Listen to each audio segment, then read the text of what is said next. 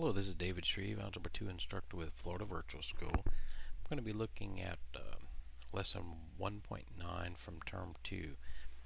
This actually does include the use of a lot of the theorems, thinking back to lesson 1.7, 1.8, and so forth. So it's a bit of a review on 1.7, 1.8, 1.9, and we're also going to be doing a bit of synthetic division. So a little bit of a review of that as well. We're going to start out with this would be called a fourth degree polynomial function. And anytime we have a polynomial function, the first thing that we're going to do is go ahead and find the possible rational zeros. Okay, the possible rational zeros. Now, we're going to use all these theorems to narrow down the possibilities. That's going to limit the amount of work we've got to do. So for possible rational, I'm just looking at p over q. That's all the factors of p, which p is my constant, over all the factors of q. Q is my leading coefficient. In this case, if we look at the leading coefficient here, it's just 1. Okay, so the coefficient of that term, x to the power of 4, is 1. So this is going to make it a bit easier for us because we don't have a large number in front of that. So the factors of 18, okay, let's think of that. Well, when we say factors of 18, that's all the numbers I can divide into 18. The way I do that, I think, well, I could do 1 times 18. And then I think, how about 2? Would 2 go into 18? Certainly does. 9 times. So 2 times 9 would be 18. 3 goes into 18 6 times. So 3 times 6 would be 18. 2 times 9, 1 times 18. Those would all be 18. I want to think of 4 and 5 as well, but those are not going to be factors of 18. But that's how I do that personally. If you have another way to find the factors, that's fine to use as well. Now, it's going to be positive or negative. 1, 2, 3, 6, 9, 18. So these are the possible rational zeros that I could come up with when I'm working this out to solve the polynomial function.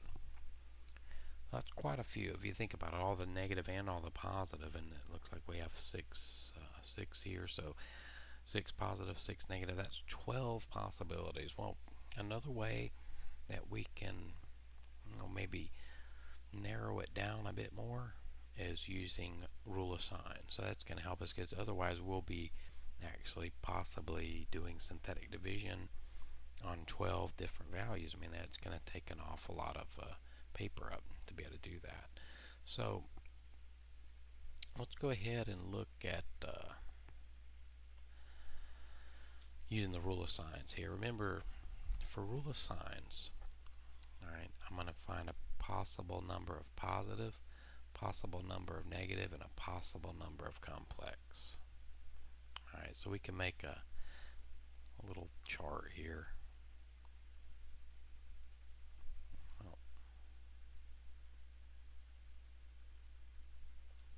Let's see how much we'll need. We might not need more than 2 bars. If we need more, we'll add them to it. But this final column on the right, I'm actually just going to use to list my total number of zeros. I mean, when we look up here, the first coefficient is 4, so there are going to be 4 total zeros, but I don't know if they're going to be real or imaginary, so let's see what the possibilities are. For the possibilities of positive zeros, I just look at my sign changes. Don't forget this first sign here. This coefficient of the x to the 4th is positive. I always want to keep that in mind. So if we go positive to positive, that's not a sign change. But then we go positive to negative here, so that's 1 sign change. We stay negative, negative to negative, and then negative to positive again. That's another sign change there. All right, so 2 sign changes in the initial function. That means that I can have a possibility of 2 positive zeros, or I could have 0 positive zeros. All right, so now let's go ahead and find how many possible negatives there are going to be. Well, to do that, I'm just going to, everywhere there's an x in this original function, I'm going to plug in a negative x. So negative x to the fourth plus negative x cubed minus 11 times negative x squared minus 9 times negative x plus 18. Now I'm going to go ahead and simplify all these that I have in parentheses, and then I'm going to count the sign changes again. That's going to give me my possible negative zeros. So here we have a negative base to an even exponent. That's going to be positive x to the fourth. All right, here we have a negative base to an odd exponent. That's going to give me negative x. So, plus a negative x cubed is the same as minus x cubed. Minus 11 times negative x squared. Well, negative x squared is going to be positive x squared, but remember I was subtracting that value. All right, here we have minus 9 times a negative x. That's going to be minus a negative 9x, which is going to be plus 9x plus 18. Now doing the same thing as before. Don't forget our coefficient here is positive. So we do change from a positive value to a negative value. That's one sign change. Here we stay negative. Here we go from negative to positive. That's another sign change. So and we stay positive here at the end. So two sign changes. That means negative zeros I could have 2 or 0. Alright. So the possibilities here, if I have 2 positive and 2 negative, I'm not going to have any complex. Okay, so that would give me my total of 4 zeros over here. And now let's look at the next possibility. We are going to need another row here, by the way. Next possibility is I might have 0 positive, 0 negative as far as real. That would give me 4 possible complex. Now, when we determine that there are 4 possible complex, that's an even number. What that tells us is that there can be, and this is a lot of complex possibilities, there can be 4 complex, 2 complex, or 0 complex. Okay? So, I really need to list this 2 possibility right here. Okay? And it's a bit of a strange case because I could have 2 positives, 0 negatives, and 2 complex. That would total 4. And we really need one more row here because I could have 0 positive, 2 negative, and 2 complex. So we have quite a few possibilities as far as the number of zeros that we're going to have here.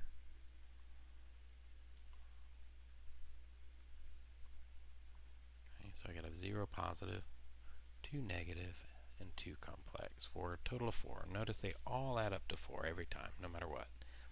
Alright, so that narrows it down a little bit. I know that I'm not going to have any more than 2 positive or 2 negative zeros if they do happen to all be rational zeros. So that helps me a little because now I know that if I find 2 negative zeros, for instance, I don't need to try any additional negative numbers with my synthetic division. Okay, so that's quite helpful. Alright, now let's go ahead and we narrowed it down here, so let's go ahead and start finding those zeros. Now to do that, we're going to use synthetic division to try to get down to a depressed equation. If you start out with a cubic, the depressed equation will be a quadratic, and once we get it down to a quadratic, we can solve it by completing the square, quadratic formula, factoring if it's factorable, and we have a lot more options as far as finding the zeros once we get down to that level. So alright, I'm just going to try to scroll the screen down just a bit. I still want to look at my possible rationals up there. So let's go ahead and start that synthetic division. Now, obviously we start out here. 1 is probably going to be the easiest value to start with. So I will start my synthetic division just using plain old 1. Alright, 1 or negative 1. Let's try negative 1 here. Okay, so here's the negative 1. And remember, I need all my coefficients from up here at this original function. So 1x to the fourth plus 1x cubed minus 11x squared, so make sure you use the negative 11, minus 9x plus 18. Okay, so that gives me a pretty good bit to work with here. Let's go ahead and bring the 1 down, and we're going to just multiply. Negative 1 times positive 1 is negative 1. 1 plus negative 1 is 0. Negative 1 times 0 is 0. Negative 11 plus 0 is negative 11. Negative 1 times negative 11 is a positive 11. Negative 9 plus 11 is 2. Negative 1 times 2 is negative 2. That gives me a remainder of 16. So if there's a remainder, then that's not a 0. So at least I've gotten rid of the negative 1. I know that that's not even a possible 0. Okay.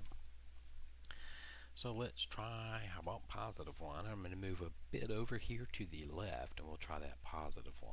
Okay. Remember, same list of coefficients up top. Let me just kind of draw a line here so we don't run into that other that we were working on. Okay. Alright, so here we go. Bring the 1 down. 1 times 1 is 1. 1 plus 1 is 2. 1 times 2 is 2. Negative 11 plus 2 is negative 9.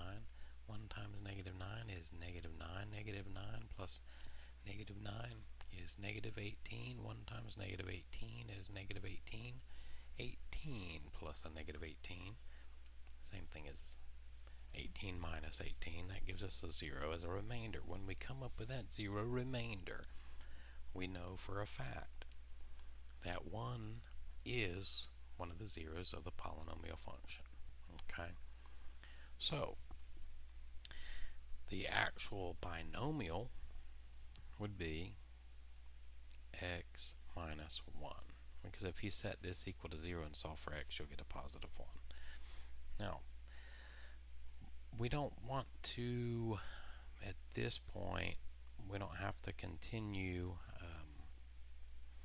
we don't really have to continue with all of the coefficients, because we have not a depressed equation yet, but it is smaller than what we started with. That's, of course, if you're thinking of the depressed equation as your quadratic. So we started with a degree of 4. So this new equation is just going to be 1x cubed plus 2x squared minus 9x minus 18. Okay. Now, we're not going to take the time to go in and try to do rule of signs on this cubic or anything like that, because the zeros that we came up with as possibilities are still going to be the same. Now keep in mind, I found one 0 already, and this is a positive 0, a positive 1. So that means that there has to be another positive 0. It's not a possibility that I have only one positive 0. So we know for a fact we're going to have another positive 0. So let's start with 2. Okay, so again, I'm gonna scroll down a bit here, because at this point I don't need the original function so much. I'm gonna need it here in a bit, but at this point I'm really dealing with a cubic here instead of that 4th degree up there. So let's go ahead and write our coefficients here. Now, we know we have another positive 0, so let me see if 2 is the other positive 0. So bring the 1 down. 2 times 1 is 2. 2 plus 2 is 4. 2 times 4 is 8. Negative 9 plus 8 is negative 1. 2 times negative 1 is negative 2. Gives me a range of negative 20. So that is not a 0, unfortunately. That means we're going to have to continue. Keep in mind, I still don't know if there are 2 negative zeros or 2 complex zeros. Both are possibilities. So instead of using some of these larger values, I could go ahead and try the positive 3, positive 6, 9, 18. One of those has to be a 0. So let's go ahead and try negative 2 before we try those larger values. Now remember, same exact coefficients.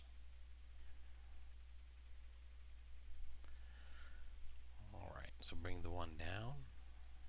Negative 2 times 1 is negative 2. And then 2 plus a negative 2 is just 0. Negative 2 times 0 is 0.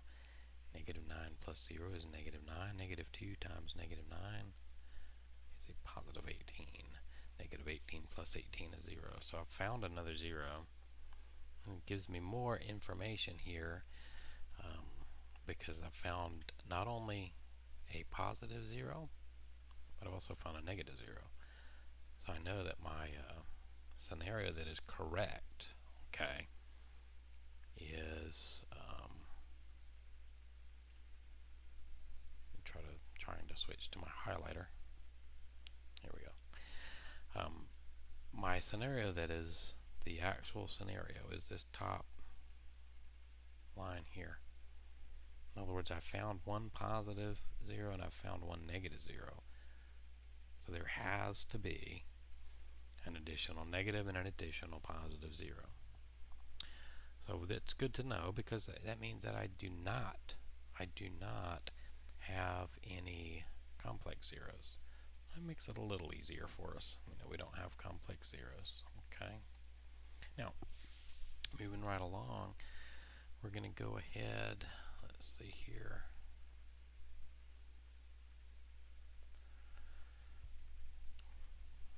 Look at the equation we have now, and that's based on this bottom line here. 1, 0, negative 9. Remember, it was a cubic. This is where we were. 1x cubed. Alright, I divided it by first degree binomial, and I ended up with this line. So this line is going to start with 1x squared plus 0x. Well, 0 times x is 0. I don't need to write that. Minus 9. Finally, I'm at a depressed equation. Luckily for us, this actually turns out to be, if you remember from your factoring, it's just a difference of 2 squares. So that just made this very easy because I can solve the rest of it here just by factoring. This is just x plus 3 times x minus 3. Alright, now let's not forget our other factors here. We know we had x minus 1 was one of the factors with a 0. I'm looking at these 0 remainders. And then when I plugged in negative 2, I got a 0 remainder, so that means it was x plus 2 was the factor. Now here are all my factors. You set it equal to 0 if you want. Those are all of my factors. And that means my zeros are x equals negative 2, 1, negative 3, 3. You might want to write them in order. Negative 3, negative 2, 1, 3. Those are my 4 zeros. Okay, remember it was the degree was 4, so we've got 4 zeros. I've found all 4 of them. Now, we can actually check these. We can use remainder theorem, be quicker than using synthetic division, but we've already verified them all with synthetic division up there.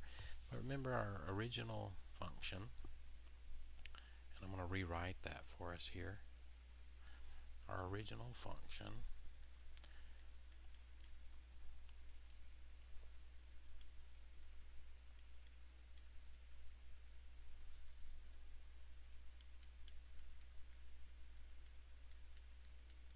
now, if we want to do remainder theorem, just do, well, let me try any one of the zeros here.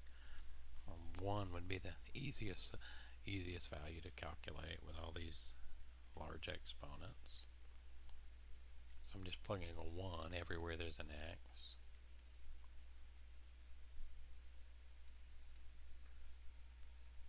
And if we calculate it correctly, we should end up with 0. Okay, so f of 1 equals 1 to the 4th is 1, plus 1 cubed is 1, minus 11 times 1 squared. Well, 1 squared is 1, minus 11. Minus 9 times 1 is minus 9. plus 18. 1 plus 1 is 2. I know the calculations you could do quickly in your head, but I try to make fewer mistakes, so I'm just working it left to right. 2 minus 11, negative 9. Now we're starting to see, well, negative 9 minus 9 is negative 18. It completely works. Alright, so looks like these are working. If you want to verify all of them, you just go back through, plug in every one of these values, and you should get 0 as a remainder if that's correct. We're also, well, there's another way that we can verify those zeros, okay? We're going to need to remember our original function here, x to the 4th plus x cubed minus 11x squared minus 9x plus 18. Another way that we can verify those zeros by graphing. Alright, pull up our GeoGebra here. Now, when you're working in GeoGebra, I like to show grid lines. You do that by going to View and then Grid. And I've also centered it here. In other words, when you open it up, the graph may be way over here or something like that. You just use this icon. It's the Move Graphics view, and then I can click and hold and just move it where I want to. That's a little easier. I want it centered. You can see I go to positive 8, negative 8. So down here in the input bar in the bottom left, I'm just going to put F, open parenthesis. Notice when I open the parenthesis, the closing parenthesis automatically goes in. So f of x equal sign, and it was x to the 4th plus x cubed minus 11x squared minus 9x plus 18. I'm just going to hit enter and that graph should come up for me. Okay, good. Now, just to verify, I mean, you could look at this one visually and it does appear that negative 3, negative 2, 1, 3 are the zeros. So that's 2 negatives, 2 positive, just what all my theorems told me. Now, we can, like I said, visually you can look at this one and tell. If we were dealing with a scenario where there were irrational roots, you wouldn't be able to tell, you know, what they were from the graph. You'd be able to get a pretty good decimal, you know, equivalent. It'd be pretty close estimate. But another thing to consider, you know, let's say this left part dropped down, but it didn't cross the x-axis. It was up here or something, but it was still a 4th degree polynomial function. Well, that would mean the other two zeros would be imaginary. So we cannot tell imaginary zeros from the graph. So if they ask us to find imaginaries, that's when we have to get that polynomial function down to a quadratic and then use our completing the square quadratic formula. Alright, but let's say that it was difficult to see the zeros. I can actually have GeoGebra calculate the zeros for me. The little A with a blue point here, the capital A, I'm just going to click this drop down arrow in the bottom of that icon, and I can go to intersect two objects. Alright, and I'll show that one more time. Going to the capital A with the point, drop down arrow, intersect two objects. Alright, now all I have to do is click the first objects and then click the second object. Well, I want to see where this graph crosses the x-axis. Those are my zeros. So click the x-axis and you can see here that it calculates all of the zeros for me. So x values, negative 3, negative 2, 1, and 3. Now if we take a look back at what we had for our answer, negative 3, negative 2, 1, 3. So everything does, you know, we can verify it using the remainder theorem. We can verify it with a graph. Yeah, it looks like we have done this correctly. Another thing we can do is, if you look back up here, where we're at this function here, you could take the time to FOIL all of that out.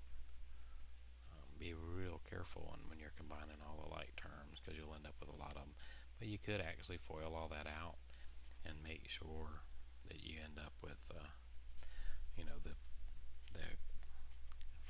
polynomial function that we started with. So, all right, and that's the end of this review. Hope this helps.